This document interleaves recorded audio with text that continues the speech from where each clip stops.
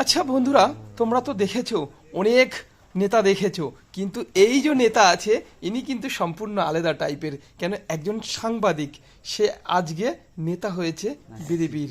তাই দেখুন এনার বক্তৃতাটা, খুব ভালো লাগবে। কেন? যারা পুরনো কর্মী আছে তাদের মন প্রাণ ঠান্ডা হয়ে যাবে। জয় হিন্দ, বন্দে মাতরম।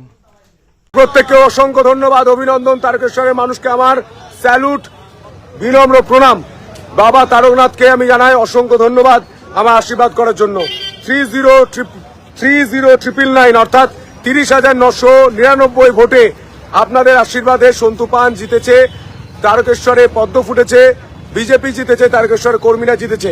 কিন্তু আমি একটা জরুরি বার্তা দিতে চাই পুলিশ কর্মীদের, পুলিশ আধিকারিকদের, ডিএসপি, এসপিদের, ওসিদের, যারা গেরুয়া আবির মেখে আমাদের কোনোদিন বিজেপি করেননি, যারা এই মুহূর্তে কিছু নাম উঠে আসছে।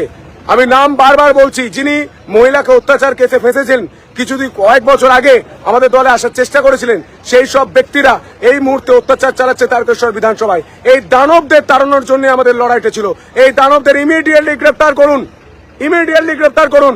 যারা বাড়ি ভাঙচুর করছে তারা আমাদের কর্মী নয়, যারা অত্যাচার করছে তারা আমাদের কর্মী নয়।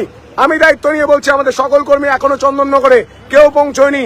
সেখানকার পরিবাররা আমাদের ফোন করে জানাচ্ছে যে যারা কোনোদিন বিজেপি করেননি, যারা কোনোদিন বিজেপিতে ছিলেন না, তৃণমূলের বহিরাগতরা এই মুহূর্তে গেরুয়া আবির মেখে গাড়ি ভাঙচুর করছে, বাড়ি ভাঙচুর করছে। এটা যাতে না হয়, এটা আমি পুলিশকে করজোড়ে আবেদন করছি, অ্যারেস্ট করুন এক ধার থেকে।